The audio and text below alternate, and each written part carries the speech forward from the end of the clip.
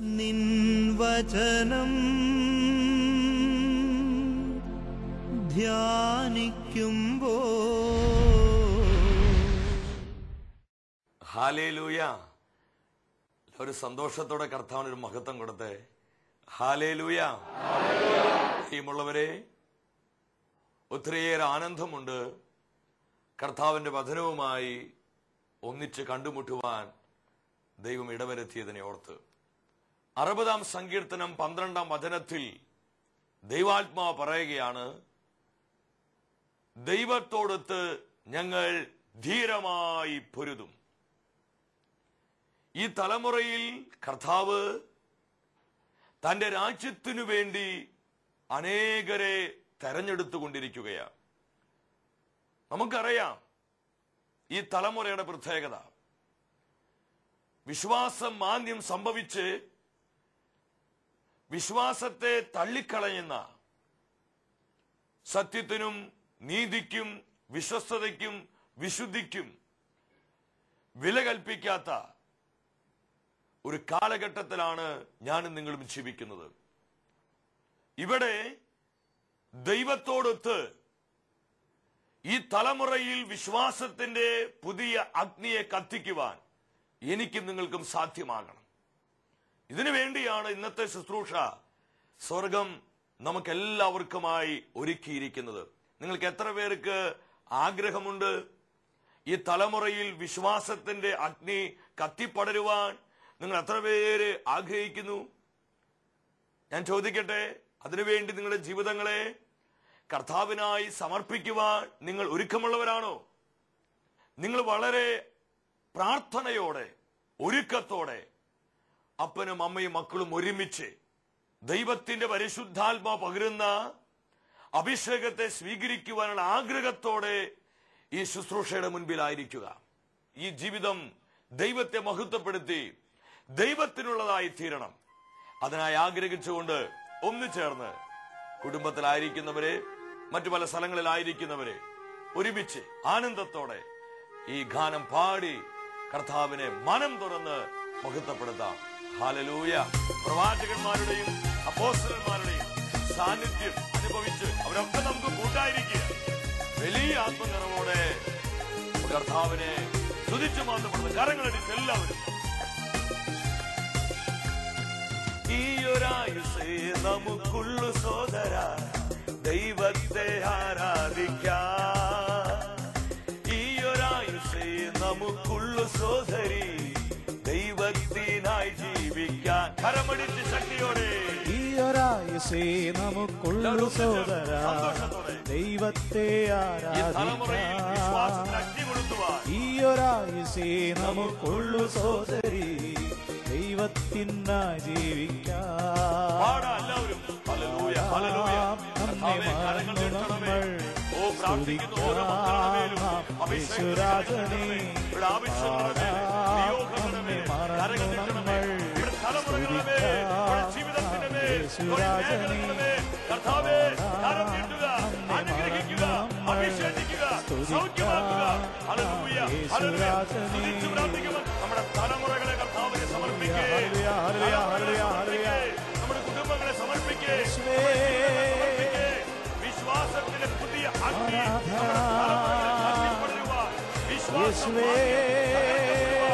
സത്യവിശ്വാസത്തിനെതിരെയുള്ള എല്ലാ അടിമത്ത ബന്ധനങ്ങളും ആധിപത്യ കെട്ടുകളും പ്രാർത്ഥിക്കേ. ഹല്ലേലൂയ, ഹല്ലേലൂയ, ഹല്ലേലൂയ. ഓ പരിശുദ്ധാത്മാവേ, വിശുദ്ധൂഷയുടെ കർത്തൃത്വം ഏറ്റെടുക്കണമേ. ഹല്ലേലൂയ, ഹല്ലേലൂയ, ഹല്ലേലൂയ. പ്രാർത്ഥിക്കും മക്കളെ. വിശ്വാസത്തിൽ കത്തിത്തൊലിക്കുന്ന അഭിഷേക ജീവിതങ്ങളായി നമ്മൾ മാറ്റപ്പെടുവാൻ ആഗ്രഹിച്ച് പ്രാർത്ഥിക്കേ. വിശ്വാസം നഷ്ടപ്പെട്ട് വിശ്വാസത്തെ തള്ളിക്കളഞ്ഞ് നിരീശ്വരത്തിലേക്കും ഭൗതികവാദങ്ങളിലേക്കും ഈ ലോകത്തിന്റെ ഭോഗേച്ഛകളിലേക്കും കടന്നു പോകുന്ന ഈ തലമുറയുടെ മേൽ കർത്താവിന്റെ കരം നീട്ടപ്പെടുവാൻ ആഗ്രഹിച്ച് പ്രാർത്ഥിക്കേ. യേശുവേ, കരുണയായിരിക്കണമേ. ഈ തലമുറയുടെ മേൽ, ഈ ലോക വ്യവസ്ഥിതിയുടെ മേൽ, ഈ കാലഘട്ടത്തിന്റെ മേൽ, ലോകം മുഴുവന്റെ മേൽ കരുണയായിരിക്കണമേ, കൃപയായിരിക്കണമേ. ഹല്ലേലൂയ, ഹല്ലേലൂയ, ഹല്ലേലൂയ, ഹല്ലേലൂയ. അഭിഷേകം ഒഴുകട്ടെ, കൃപ ഒഴുകട്ടെ, ശക്തി വ്യാപരിക്കട്ടെ. യേശുവിന്റെ നാമത്തിൽ യേശുവിന്റെ നാമത്തിൽ, യേശുവിന്റെ നാമത്തിൽ. പരിശുദ്ധ അമ്മേ, വിശുദ്ധ ഔസേപ്പേ, സകല വിശുദ്ധരെ ഈ ആത്മീയ ശുശ്രൂഷകൾക്ക് വേണ്ടി പ്രാർത്ഥിക്കണമേ. ഹല്ലേലൂയ. പ്രിയമുള്ളവരെ, ദൈവവചനത്തിൽ നിന്ന് അതിപ്രാധാന്യമേറിയ ഒരു ആലോചനയാണ് ഇന്ന് പരിശുദ്ധാത്മാവ് നമുക്ക് നൽകുന്നത്. വിശ്വാസത്തെ കാത്തു സൂക്ഷിക്കുക. നമുക്കറിയാം ഈ കാലഘട്ടത്തിന്റെ പ്രത്യേകത, ഈ തലമുറയുടെ പ്രത്യേകത. അതുകൊണ്ട് തന്നെയാണ് ഈ ശുശ്രൂഷയുടെ ആരംഭത്തിൽ ഞാൻ നിങ്ങളോട് പറഞ്ഞത്, നമ്മൾ ഈ തലമുറയ്ക്ക് വേണ്ടി ദൈവസന്നിധിയിൽ ആത്മഭാരമുള്ളവരായി മാറണം. നമ്മുടെ തലമുറ എങ്ങോട്ടാണ് പോകുന്നത്? പത്രങ്ങളിലും മറ്റു പല മാധ്യമങ്ങളിലൂടെ വരുന്ന വാർത്തകള് നമുക്കറിയാം. നമ്മുടെ കുഞ്ഞുങ്ങൾക്ക് എന്തു പറ്റി? 3 ആഴ്ചകൾക്ക് മുൻപ് കോട്ടയം അതിരമ്പുഴ കാരിസ് ഭവനിൽ 5 ദിവസത്തെ ഒരു ധ്യാന ശുശ്രൂഷ നടത്തിക്കൊണ്ടിരിക്കുന്ന സമയത്ത് വർഷങ്ങളായി കുഞ്ഞുങ്ങളുടെ ഇടയിൽ സുവിശേഷം പ്രഘോഷിക്കുവാനായി കർത്താവ് പ്രത്യേകം തെരഞ്ഞെടുത്തിട്ടുള്ള ക്രിസ്ത്യൻ ടീമിലെ സന്തോഷ് ചേട്ടൻ കാണുവാനായിട്ട് വന്നു. ഈ കാലഘട്ടത്തിൽ സുവിശേഷ പ്രവർത്തനങ്ങൾ നമ്മൾ എങ്ങനെ ചെയ്യണം, ഈ തലമുറയ്ക്ക് എപ്രകാരം നമ്മൾ വിശ്വാസത്തെ പകർന്നു കൊടുക്കണം, ഇതൊക്കെ പങ്കുവെക്കാനാണ് സന്തോഷ് ചേട്ടൻ കടന്നു വന്നത്. ഞാൻ അദ്ദേഹവുമായി സംസാരിച്ചുകൊണ്ടിരിക്കുമ്പോൾ അദ്ദേഹത്തോട് വെളിപ്പെട്ട ചില കാര്യങ്ങൾ അത് എന്റെ ഹൃദയത്തെ വല്ലാതെ ഭാരപ്പെടുത്തി. ഈ ആത്മഭാരത്തോടെയാണ് ദൈവമക്കളെ ഈ ദൂത് പറയാൻ നിങ്ങളുടെ മുൻപിൽ ഈ മണിക്കൂറുകളിൽ ഞാൻ നിൽക്കുന്നത്. അദ്ദേഹം പറഞ്ഞു, നമ്മുടെ കുഞ്ഞുങ്ങള് എങ്ങോട്ടാ പോണത്? നമ്മുടെ തലമുറയ്ക്ക് എന്താ പറ്റിയത്? പത്രങ്ങളിൽ വ്യത്യസ്ത ദിവസങ്ങളിൽ വന്നിട്ടുള്ള പല പത്രവാർത്തകളുടെ ആ ഫോട്ടോസ്റ്റാറ്റ് കോപ്പി എടുത്ത് അദ്ദേഹം എനിക്ക് കാണിച്ചു തന്നു. അതിൽ ഓരോ സ്ഥലത്തും കേരളത്തിന്റെ പല ഭാഗങ്ങളിലും നമ്മുടെ കുഞ്ഞുങ്ങളുടെ ഇടയിലുള്ള അശ്ലീലതകളും മ്ലേച്ഛതകളും മൊബൈൽ ഫോണിലൂടെ, ഇന്റർനെറ്റ് ചാറ്റിങ്ങിലൂടെ, സ്കൂളിൽ പഠിക്കുന്ന ആ പഠന മേഖലയിലൂടെ ഒക്കെ കടന്നു വരുന്ന ഒരുപാട് അശുദ്ധി നിറഞ്ഞ അശ്ലീലമായിട്ടുള്ള ബന്ധങ്ങളെക്കുറിച്ചും അത്തരത്തിലുള്ള പ്രവർത്തികളെ കുറിച്ചുള്ള പത്രങ്ങളിൽ കഴിഞ്ഞ നാളുകളിൽ വന്ന ഒരുപാട് റിപ്പോർട്ടുകൾ അദ്ദേഹം കാണിച്ചു തന്നു. ഇത് കാണിച്ചു തന്ന് ഞാനിത് ജസ്റ്റ് നോക്കിക്കഴിഞ്ഞപ്പോൾ അറിയാതെ ശരിക്കും തകർന്നു പോയി. ഈ തലമുറയിലേക്ക് വിശ്വാസത്തെ യഥാർത്ഥമായി നമ്മൾ പകർന്നു കൊടുത്തില്ലെങ്കിൽ ഈ തലമുറ കൈവിട്ടു പോകും. അദ്ദേഹം വീണ്ടും ചില അനുഭവങ്ങൾ പങ്കുവെച്ചു. നമ്മുടെ ചില പ്രധാനപ്പെട്ട ചാനലുകളിലൂടെ ഇന്ന് സംപ്രേഷണം ചെയ്തുകൊണ്ടിരിക്കുന്ന ചില അശ്ലീലത നിറഞ്ഞ നൃത്തരംഗങ്ങള്, ഇതാരെയും വേദനിപ്പിക്കാനും ആരെയും കുറ്റപ്പെടുത്താനും വേണ്ടി പറയുന്നതല്ല, ചില യാഥാർത്ഥ്യങ്ങൾ പറയുന്നത് മക്കളെ.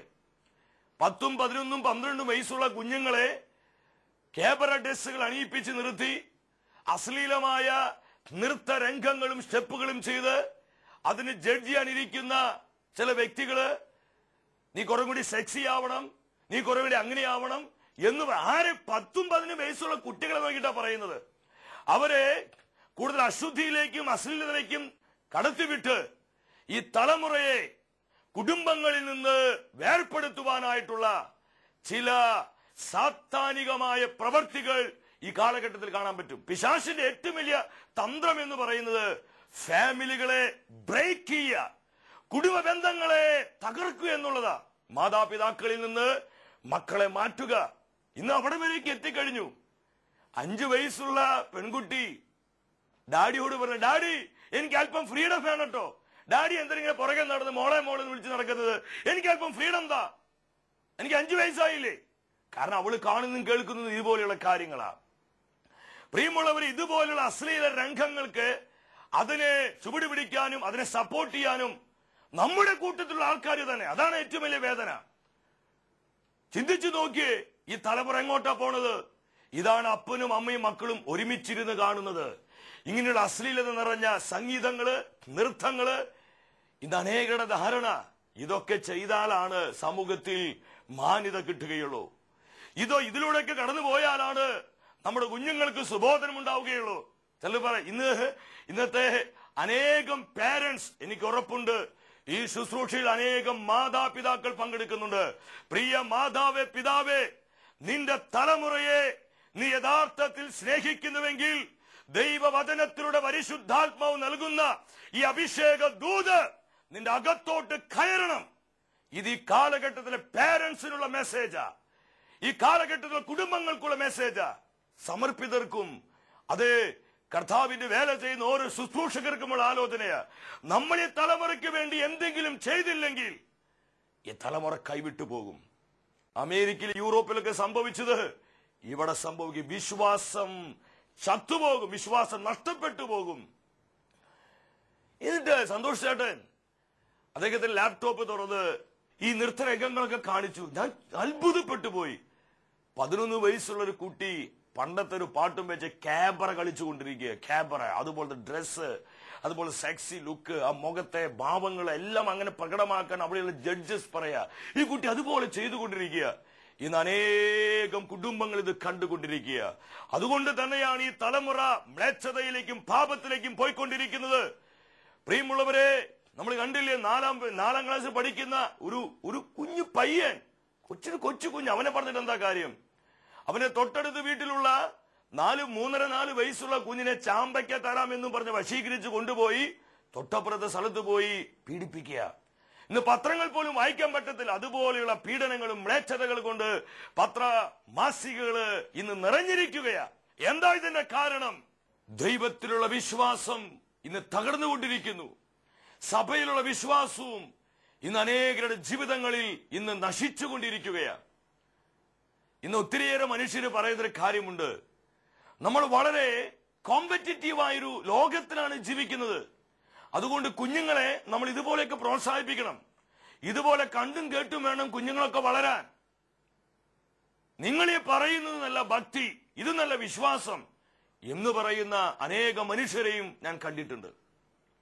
പ്രിയമുള്ളവരെ, തലമുറയോടുള്ള സ്നേഹം കൊണ്ട് ഞാൻ നിങ്ങളോട് പങ്കുവയ്ക്കുക. ഈ 20 വർഷക്കാലത്ത് എന്റെ ശുശ്രൂഷ ജീവിതത്തിൽ ഞാൻ അനേകം തകർന്നുപോയ മാതാപിതാക്കളെ കണ്ടിട്ടുണ്ട്. കണ്ണീരോടുകൂടി അവിടെ തലമുറകൾക്കും മക്കൾക്കും വേണ്ടി പ്രാർത്ഥിക്കാൻ പറഞ്ഞവരെ.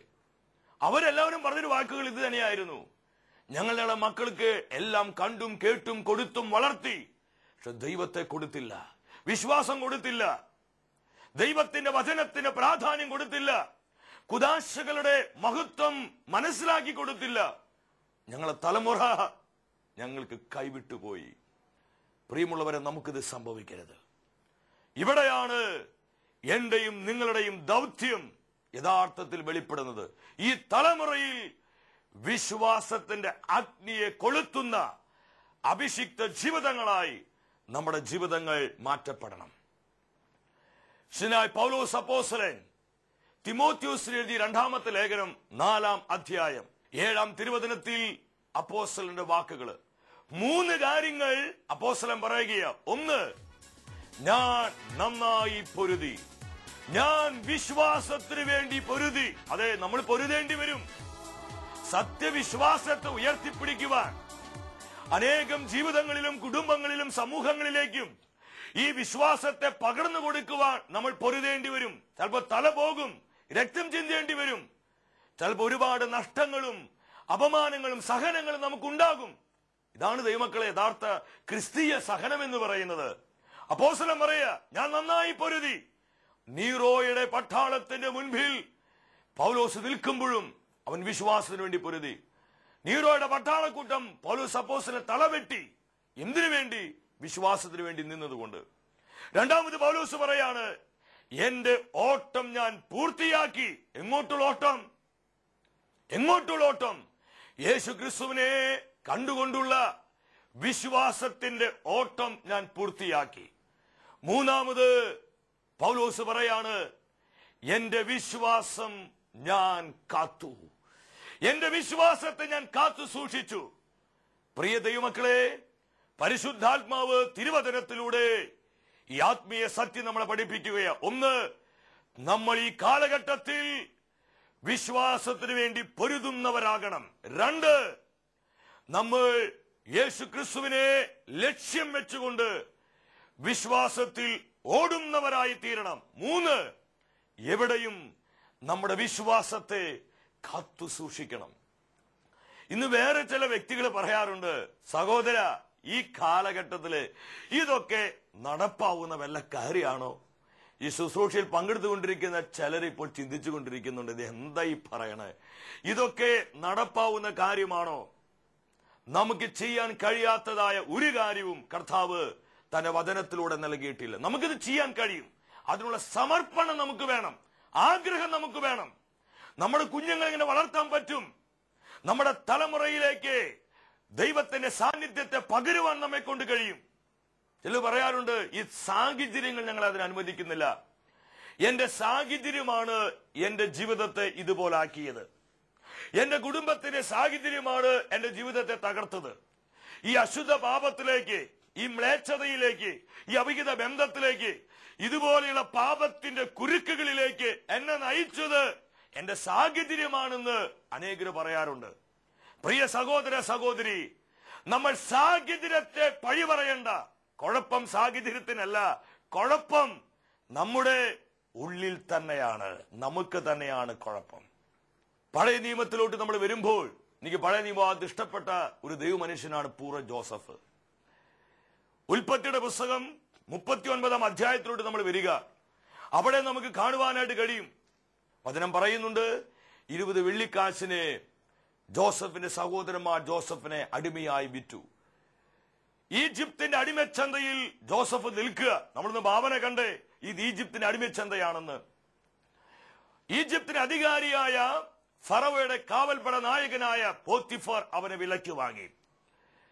അവന്റെ വീട്ടിലോട്ട് ഒരു വീട്ടുവേലക്കാരനായി, അടിമയായി പോത്തിഫർ അവനെ കൊണ്ടുവരികയാണ്.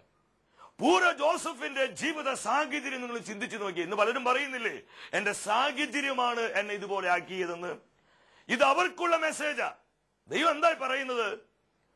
പൂർവ്വ ജോസഫിനെ സ്നേഹിക്കാൻ ആരില്ല, നല്ല വാക്കു പറയാൻ ആളില്ല, അവനെ ഒന്ന് ആശ്വസിപ്പിക്കാൻ ആരുമില്ല, അവന്റെ വേദനയും കഷ്ടതയും മനസ്സിലാക്കി ഒരു പ്രോത്സാഹനം കൊടുക്കാൻ ഒരു മനുഷ്യൻ പോലുമില്ല. എല്ലാവിധത്തിലും തകർന്നൊരവസ്ഥയിൽ ജോസഫ് ഇരിക്കുക. ഈ സമയത്താണ് സുന്ദരിയായ, മിടുമിടുക്കിയായ, നല്ല സ്മാർട്ടായിട്ടുള്ള ഒരു പെണ്ണ്, അവന്റെ യജമാനത്തി, പോത്തിഫറിന്റെ ഭാര്യ, ആവോളം സ്നേഹം കൊടുക്കുവാൻ ജോസഫിന്റെ അടുത്തേക്ക് വരുന്നത്. ഇന്ന് പലപ്പോഴും കുഞ്ഞുങ്ങളിടയിലും യുവജനങ്ങളുടെ ഇടയിലൊക്കെ ശുശ്രൂഷയ്ക്ക് ചെല്ലുമ്പോൾ പലരും പറയാറുണ്ട്, ഞങ്ങളെ സ്നേഹിക്കാൻ ആരുമില്ല, സ്നേഹം കിട്ടാത്തതുകൊണ്ടാണ് ഞങ്ങൾ ഇതുപോലെയൊക്കെ ആയത്. ഇന്ന് നാളികേര കൊത്തിന്റെ പുറകെ എലി പോണത് പോലെയാണ് അശുദ്ധിയിലേക്ക് അനേകം കുഞ്ഞുങ്ങളും ഈ തലമുറയും പോയിക്കൊണ്ടിരിക്കുന്നത്. പ്രിയമുള്ളവരെ ശ്രദ്ധിക്കുക, എന്താണ് ദൈവത്തിന്റെ വചനം പഠിപ്പിക്കുന്നത്? ഇതുപോലെ തകർക്കപ്പെട്ട ഒരു സാഹചര്യമായിരുന്നു ജോസഫിനെ. ഈ സമയത്താണ് അവന്റെ ജീവിതത്തിലേക്ക് ഈ സ്ത്രീ വരുന്നത്. എന്നാൽ ജോസഫ് പറയുന്ന കാര്യമുണ്ട്. ഉൽപ്പത്തിയുടെ പുസ്തകം 39 അധ്യായത്തിലോട്ട് വരുമ്പോൾ 7-8 വാക്യങ്ങൾ പരിശോധിക്കുക. അവന്റെ യജമാനന്റെ ഭാര്യയ്ക്ക് അവനിൽ അഭിലാഷം തോന്നി. എന്റെ കൂടെ ശയിക്കുക അവൾ അവനോട് അഭ്യർത്ഥിച്ചു. പക്ഷേ അവൻ വഴങ്ങിയില്ല. വീണ്ടും വചനം പറയാ, അനുദിനം ഓരോ ദിവസവും അവൾ പറഞ്ഞു, ജോസഫേ, ഞാൻ നിനക്ക് സ്നേഹം തരാം, ഞാൻ നിനക്ക് വേണ്ടതെല്ലാം തരാം, ഞാൻ നിന്നെ വളർത്താം. ഇന്ന് പലപ്പോഴും പത്രങ്ങളിൽ കാണുന്നില്ലേ, കാമുകനും ഭാര്യയും ചേർന്ന് ഭർത്താവിനെ വെട്ടിക്കൊന്നു. ഈ സ്ത്രീ എന്തിനും റെഡിയാ. നമ്മൾ ചിന്തിക്കുമ്പോൾ നമുക്ക് കാണാൻ പറ്റും, രക്ഷപ്പെടുവാനുള്ള ഒരു കച്ചിത്തുരുമ്പായിട്ട് ഈ സ്ത്രീ മാറുക. ഈ പെണ്ണിനെ കൂട്ടുപിടിച്ചാൽ ജോസഫിന് വേണമെങ്കിൽ ഒരു ഉയർന്ന പദവിയിലോട്ട് വരാം, ഈ അടിമപ്പണിയിൽ നിന്ന് രക്ഷപ്പെടാം.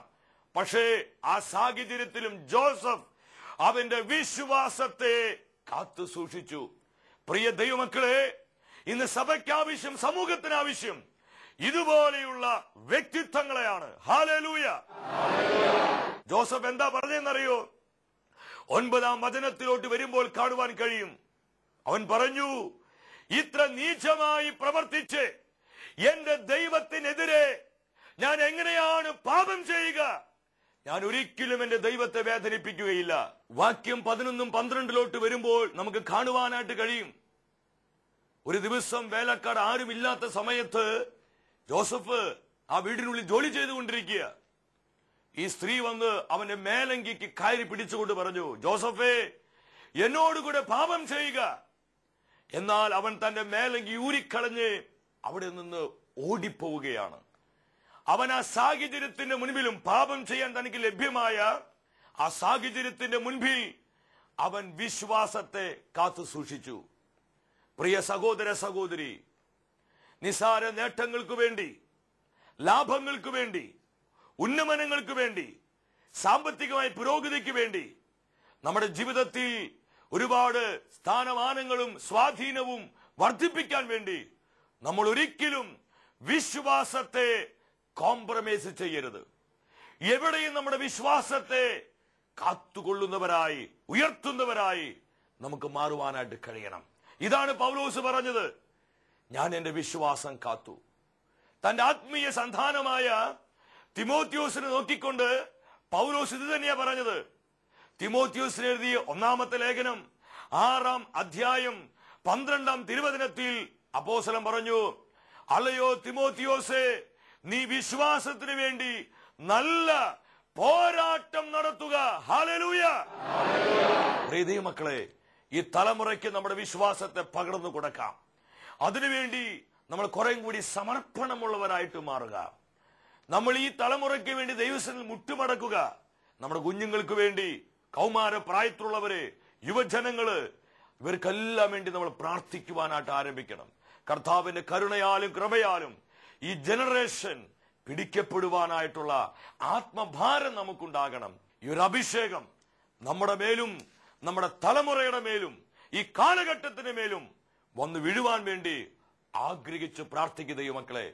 ഈ ഒരു ശുശ്രൂഷയ്ക്കായി, ഈ ഒരു ദൗത്യത്തിനായി കർത്താവ് നമ്മളെല്ലാവരെയും സമൃദ്ധമായി അനുഗ്രഹിക്കട്ടെ.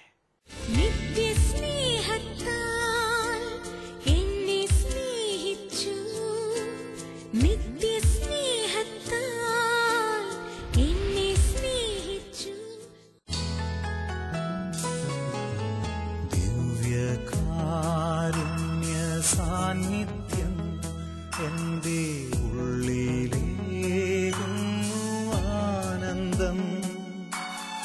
ദിവ്യകാരുണ്യ സ്നേഹമല്ലാതെ ഒന്നുമേകില്ല സന്തോഷം.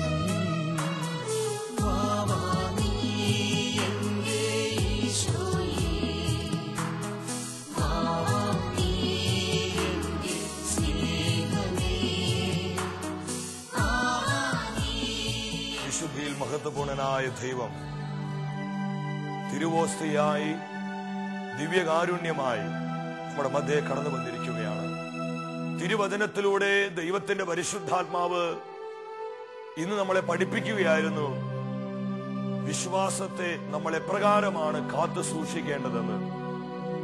സാധിക്കുന്ന എല്ലാ ദൈവമക്കളും ദിവ്യകാരുണ്യത്തിന് മുമ്പിൽ മുട്ടുകുത്തി പ്രാർത്ഥിക്കുക, അല്പം വില കൊടുത്ത് പ്രാർത്ഥിക്കുക. ഈ ദിവ്യകാരുണ്യത്തിൽ നിന്ന് കർത്താവിന്റെ അത്ഭുതകരമായ ശക്തി നമ്മുടെ ജീവിതത്തിന്റെ എല്ലാ മണ്ഡലങ്ങളിലേക്കും സ്വർഗം പകരുകയാണ്. പ്രിയ സഹോദര സഹോദരി, നിന്റെ ജീവിതത്തിന്റെ എല്ലാ വേദനകളെയും നൊമ്പരങ്ങളെയും ദുഃഖങ്ങളെയും നീ അനുഭവിക്കുന്ന സകല ഭാരങ്ങളെയും പരിശുദ്ധ കുർബാനയിലേക്ക് സമർപ്പിച്ച് പ്രാർത്ഥിക്കുക. ഇരുകരങ്ങളും യാചനാപൂർവം ദിവ്യകാരുണ്യ ഈശോയുടെ മുൻപിലേക്ക് നീട്ടിപ്പിടിച്ച് പ്രാർത്ഥിക്കുക. എവിടെയും സത്യവിശ്വാസത്തെ കാത്തു സൂക്ഷിക്കുന്ന, വിശ്വാസത്തിന്റെ സംരക്ഷകരായി തീരുവാനായി കർത്താവേ ഞങ്ങളെ സഹായിക്കണമേ. നുറുക്കത്തോടെ പ്രാർത്ഥിക്കും മക്കളെ. ഇത് അനേകരെ കർത്താവ് സ്പർശിക്കുന്നു. ഇതാ അഭിഷേകത്തിന്റെ പെരുമഴയായി പരിശുദ്ധാത്മാവ് ഇറങ്ങി വരുന്നു. വിശ്വസിച്ച് പ്രാർത്ഥിക്കുക. ഇത് അത്ഭുതത്തിന്റെ സമയം, ഇത് വിടുതലിന്റെ സമയം, ഇത് സൗഖ്യത്തിന്റെ സമയം, കർത്താവ് ഇടപെടുന്ന സമയം. സ്തുതിച്ചു പ്രാർത്ഥിക്കും മക്കളെ. ഇതാ പൂർണ്ണമായി വിശ്വസിക്കുന്ന ജീവിതങ്ങളിലേക്ക് പരിശുദ്ധാത്മാവ് അഭിഷേകമായി കത്തിപ്പടരുന്നു. സ്വരമുയർത്തി ആത്മാവിനെ വിളിക്കേ. ഹല്ലേലൂയ, ഹല്ലേലൂയ, ഹല്ലേലൂയ. കുഞ്ഞുങ്ങൾ പാപത്തിൻ തെരുവഴിയിൽ മയങ്ങുമ്പോൾ കണ്ണീരൊഴുക്കാതെ ഞാനെങ്ങനെ ഉറങ്ങും? ആത്മാക്കളെ തരിക. അഭിഷേകം ചെയ്യണമേ, അഭിഷേകം ചെയ്യണമേ. വിശ്വാസത്തെ വർദ്ധിപ്പിക്കണമേ, വിശ്വാസത്തെ ജ്വലിപ്പിക്കണമേ. സുരിച്ചു പ്രാർത്ഥിക്കും മക്കളെ. ഈശോ നൽകുന്ന ഈ അഭിഷേകത്തെ ഏറ്റെടുത്ത് പ്രാർത്ഥിക്കേ. ഹല്ലേലൂയ, ഹല്ലേലൂയ, ഹല്ലേലൂയ. കർത്താവേ, എല്ലാ ആത്മാവിലും വിശ്വാസത്തെ ജ്വലിപ്പിക്കണമേ, വിശ്വാസത്തെ ജ്വലിപ്പിക്കണമേ. കുടുംബങ്ങളെ രൂപാന്തരപ്പെടുത്തണമേ, സഭാ സമൂഹങ്ങളെ ഉണർത്തണമേ, ദേശങ്ങളെ വിശുദ്ധീകരിക്കണമേ. ഹല്ലേലൂയ, ഹല്ലേലൂയ, ഹല്ലേലൂയ, ഹല്ലേലൂയ. ഇനിയും വെളിപ്പെടാതെ മറഞ്ഞിരിക്കുന്ന ഒരുപാട് സാധ്യതകൾ പ്രാർത്ഥനയ്ക്കുണ്ട്.